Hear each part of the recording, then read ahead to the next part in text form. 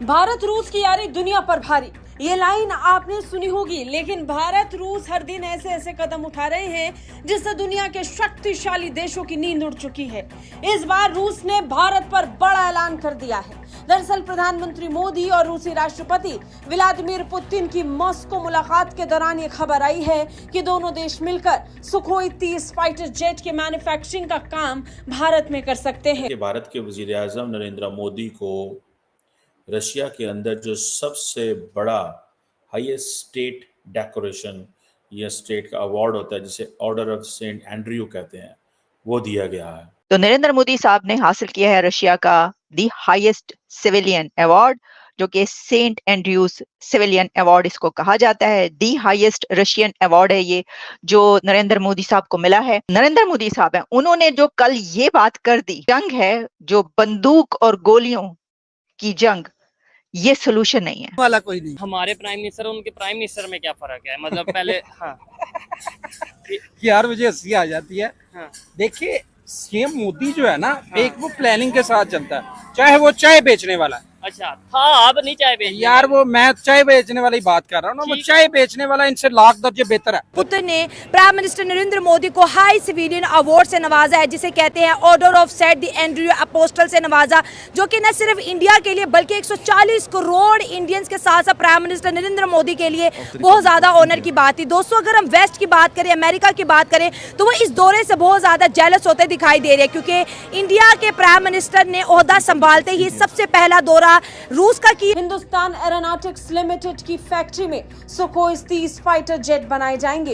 ये fighter jet Bharat में बनकर दुनिया भर में भेजे जाएंगे। नासिक की इसी फैक्ट्री में पहले मिग 21 फाइटर जेट्स बनाए जाते थे। बता दें कि सुखोई Su-30 फाइटर जेट दुनिया भर के कई देशों की वायुसेना इस्तेमाल करती है। जय हिंद दोस्तों, भारत और रूस के बीच बहुत सारे MOUs भी साइन किए गए। MOUs मतलब कि मेमोरेंडम ऑफ अंडरस्टैंडिंग, जिसपे अभी पूरी तरीके से दोनों देश सहमत नहीं है, बट सहमत होने के लिए जो कार्य है वो प्रगति पे। तो उसी में से एक सबसे अहम MOU पे साइन हुआ है कि भारत और रूस मिलके सुखोई 30, सुखोई का सबसे आधुनिक वर्जन, सुखोई लड़ाकू विमान का सबसे आधुनिक वर्जन भारत में ही बनाएंगे।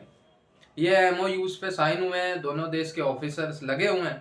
सहमति बनाने में अभी ये कंफर्म नहीं हुआ है, MOUs पे साइन हुआ है। और अगर ये ऐसा होता है, दोनों देशों ने इसमें अपनी दिलचस्पी दिखाई है। रूस भी कह रहा है कि हम इंटरेस्टेड हैं भारत में बनाने के लिए, और भारत भी कह रहा है आइए बनाइए, लेकिन कुछ शर्तें हैं जिस पे अभी सहमति बननी है। इसके बाद ये डील क्लियरिफाई हो जाएगा, कंफर्म हो जाएगा। ये बहुत बड़ा बूस्टअप होगा, क्योंकि भारत जब खुद अपने देश में फाइटर एयरक्राफ्ट A+ कैटेगरी के बनाने लगेगा, सुखोई 30 जैसे, तो फिर आप समझ ही सकते हैं फिर भारत की जो डिफेंस कैपेबिलिटी है, एयरफोर्स कैपेबिलिटी है, वो कितनी ज़्यादा बढ़ जाएगी। जितना हमें डिमांड चाहिए होगा उतनी सप्लाई हम अपने फैक्ट्री में बना के अपने सैनिकों को दे सकेंगे। रशिया में उन्हें हाईएस्ट सिविल अवार्ड, जो कि 300 साल पुराना रशिया का अवार्ड है, वो दिया गया, जिसपे इस टाइम पूरी दुनिया डिस्कशन करती नजर आ रही है। पाकिस्तान के प्राइम मिनिस्टर अगर रशिया का विजिट करते हैं तो वापसी पे आने पर उन्हें प्राइम मिनिस्टरशिप से ही हटा दिया जाता है। इमरान खान साहब की एग्जांपल हमारे सामने मौजूद है।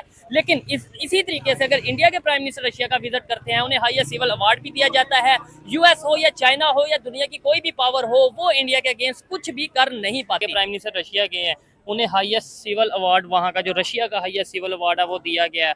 प्रोटोकॉल दिया गया प्रॉपर। उनके रशिया के जो प्रेसिडेंट पुतिन है वो बाकायदा तौर पे उनसे मीटिंग कर रहे हैं, अपने फार्म हाउस में मिल रहे हैं, और बहुत सी चीज़ों पे ऑयल के ऊपर बात हो रही है। इंडिया अगर रशिया से ऑयल ले सकता है, उन्हें सिविल अवार्ड मिल सकते हैं, हाईएस्ट सिविल अवार्ड, हम क्यों नहीं ऑयल ले सकते? हमें अवार्ड तो चले छोड़ ही देना।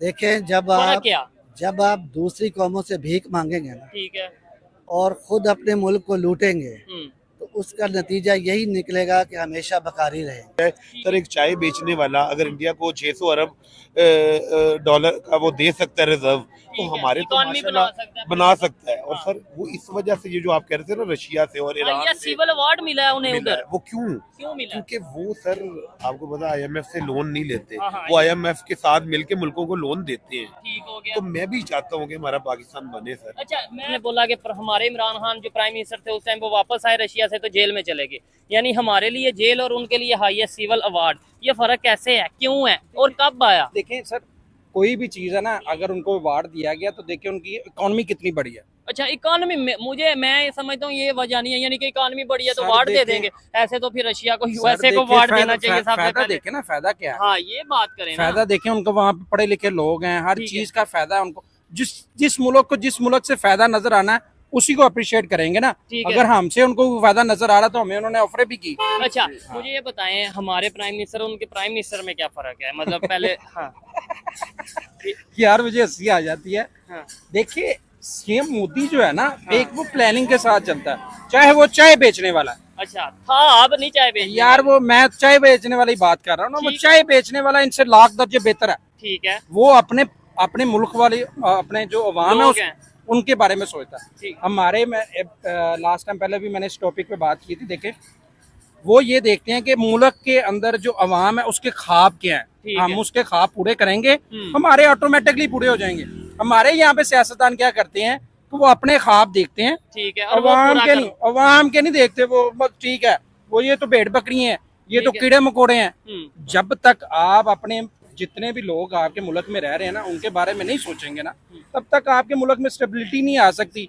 जब स्टेबिलिटी नहीं आएगी, एक स्टेबल नहीं होगा मुल्क, तो कोई भी मुल्क आपके साथ इस तरह का कोई मोहब्बत वाला जो रवैया उनके साथ हो रहा है, जैसे उन्हें हाईएस्ट सिविल अवार्ड दिया गया, तो इसी तरह ही होता है ना कि देखें उनकी स्टेबिलिटी है, उनका मुल्क स्टेबल है, ठीक है, और काफी अरसे से स्टेबल है।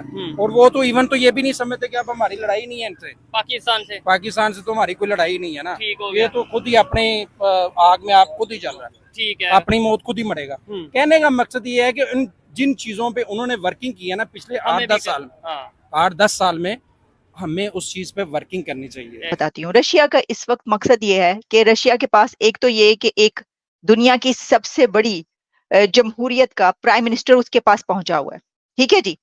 और ऐसी सिचुएशन में उसके पास एक बहुत बड़ा मार्जिन है कि वो इससे लेवरेज हासिल कर सके।